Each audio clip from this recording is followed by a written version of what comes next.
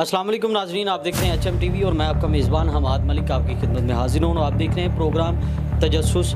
नाजरीन, आज हम बात करने जा रहे हैं फैसलाबाद के इलाका में एक वालिदा जो है वो अपने बच्चों से जुदाई के गम में जो है वो हमारे पास मौजूद हैं। उनके शोहर ने तशद्दुद का निशाना बनाते हुए जो है वो इनका मौक़िफ़ है कि बेटियों को कत्ल करके नामालूम जगह पर दफना दिया गया है। आए इनकी ज़ुबानी सुनते हैं इनकी कहानी। अस्सलाम वालेकुम। अस्सलाम। कैसे हैं आप? अल्हम्दुलिल्लाह। अच्छा, सबसे पहले ये बताएं कि ये मामला कैसे पेश आया और कब पेश आया? इसने मुझे मारता बहुत था, बहुत ज़्यादा तशद्दुद करता था। इसका नाम क्या था? आसिफ। तो ये मारता बहुत था। मैं जॉब करती थी तो जॉब से जब वापस आती थी तो इसका ज़हनी तशद्दुद, मारना पीटना जारी रहता था। तो फिर इसने मुझे पहले अपने मुंह से यानी कि डिवोर्स दे दी थी। तो मुंह से जब डिवोर्स दे दी उसके बाद फिर मैंने इससे अलहदगी इख्तियार की और बच्चे अपने साथ ले गई। तो जब बच्चे मैं लेके अलहदा हुई हूँ तो मैं जॉब पे जाती थी। सुबह मैं जॉब पे गई हूँ, शाम को घर आती, घर खाली होता। बच्चे आपके पास थे? बच्चे कितने थे? 4 बच्चे, 2 बेटियाँ और 2 बेटे। बेटियों की एज क्या थी? बेटियाँ एक 14 साल की बड़ी बेटी और जो छोटी है वो 12 साल की, और बेटा एक 8 साल का और एक 6 साल का। तो मैं जब आपके पास थे तब? जी, तो आके तो वापस मुझसे लेके चला जाता था ना, मतलब मैं घर नहीं होती थी ना, पीछे से ले जाता था। तब खुला हुई थी जब वो लेके जाता था मुझे? जी, मुंह से, यानी कि उसने डिवोर्स दी हुई थी। तो उसके बाद फिर मैंने जब मेरे बच्चे लेके गया तो मैंने वकील से बात की तो वकील ने कहा कि आपके पास प्रूफ नहीं है कि आपको तलाक हुई है। ये बताएं वो बच्चे लेके कैसे गया? जब मैं जॉब पे नहीं, मैं जॉब पे जाती थी ना। बच्चे अपनी रजामंदी के साथ उसके साथ गए? नहीं, बच्चों को लेके गया ज़बरदस्ती। वो कहते थे हमने मामा के पास जी।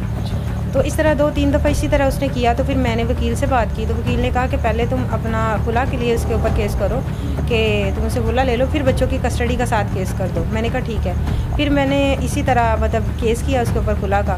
तो जब मैंने खुला का केस किया ना, उसके बाद उसने बच्चों को, मतलब बेटियों को पता नहीं कहाँ मार के फेंक दिया, क्या किया उनके साथ। आपको कैसे पता कि मार के फेंक दिया? वो मुझे इस तरह पता कि जब मैं घर गई ना, वक्त से मिलने जाती थी, तो मैं घर गई हूँ तो बेटे घर में मौजूद थे, बेटियाँ नहीं थी। तो मैंने उससे पूछा, मैंने कहा कि आप यहाँ किधर हैं? तो बड़े बेटे ने रोते हुए मुझे ये बताया कि मामा आपियों को पापा ने पता नहीं किस किस को दिया है कि मार के फेंक दिया। आपी रो रही थी, बड़ी आपी जिस तरह। बेटों ने कहा? जी, मेरे बड़े बेटे ने कहा।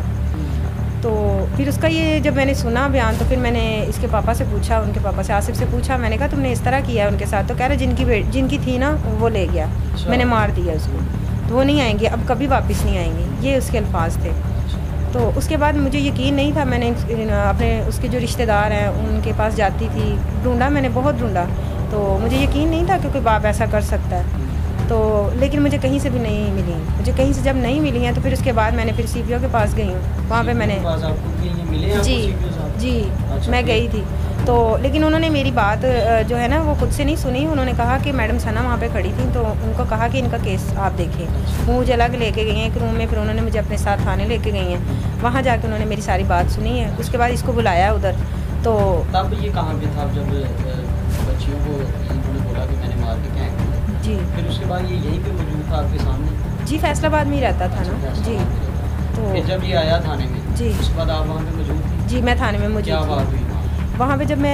जब सना साहबा ने बुलाया ना इसे, तो फिर सना ने पूछा कि तुमने ऐसे किया बेटियों के साथ? तो इसने आगे डटाई से ये बोला कि हाँ मुझे नहीं पता वो किधर है। ये इसके अल्फाज थे। पुलिस का क्या था? पुलिस ने कहा कि इसको मतलब जो बाकी वर्कर्स थे उनको कहा कि इसको लेके जाएं अंदर। इसको पकड़ के अंदर ले गए, अरेस्ट कर लिया इसको।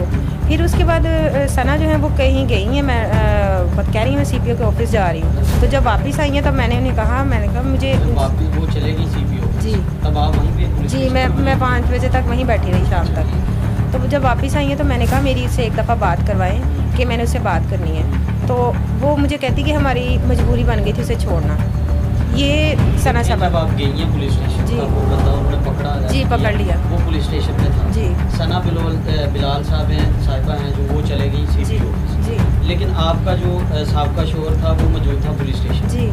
तो सना बिलाल का मौक़िफ़ कैसे हुआ कि जनाब उसको हमने छोड़ दिया, जबकि आप भी थाने में मौजूद थी? आपके सामने छोड़ा गया उसको? नहीं, मेरे सामने नहीं छोड़ा गया। मैं ऑफिस में बैठी हुई थी तो उसको तो पीछे ले गए थे ना दूसरी जगह पे। मैंने पीछे से नहीं देखा, मैं तो मतलब ऑफिस में बैठी हुई थी। तो जब वापस वो आई हैं मैंने उनसे पूछा कि मैंने उनसे कहा मैंने उससे बात करनी है। तो उन्होंने आगे से मुझे कहा कि देखो हम उसे छोड़ना हमारी मजबूरी बन गई थी। मैंने कहा क्या मतलब, आपने उसे कैसे छोड़ दिया? अब मैंने कहा वो मुझे कहीं देखेगा, वो मुझे मार देगा, जिस तरह के मतलब उसको वो है पागल इंसान है। तो उन्होंने कहा कि वो कानून से भागा हुआ है, तो हमने उसे टाइम दिया है, तो वो जल्दी ही बच्चियों का कुछ बताएगा मुझे।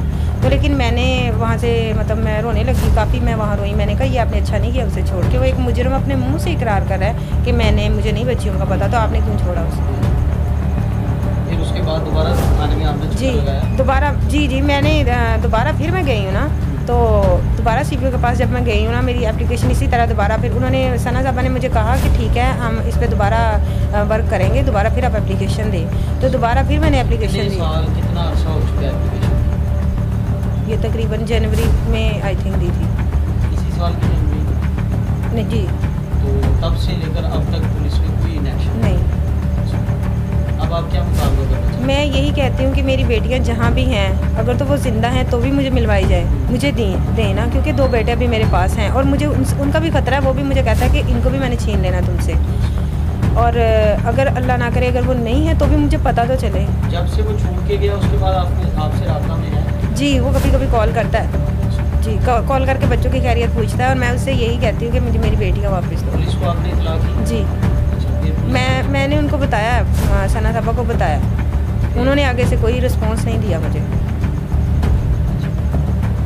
जी तो नाज़रीन, आपने सुना कि पुलिस जो है वो दोबारा मुलजिम बाप को ढूंढने में नाकाम हो चुकी है। आया ख़तून का जो मुतालबा है वज़ीर आला पंजाब RPO फैसलाबाद CPO फैसलाबाद से दरख्वास्त करती है कि आप ख़ुद इसका नोटिस लें और जो मुलजिम को जल्द अज जल्द गिरफ़्तार करके कैफ़े किरदार तक पहुँचाया जाए। अपने मेज़बान हमाद मलिक को इजाज़त दीजिए, इंशाअल्लाह दोबारा हाज़िर होगा आपकी खिदमत में। अल्लाह हाफ़िज़।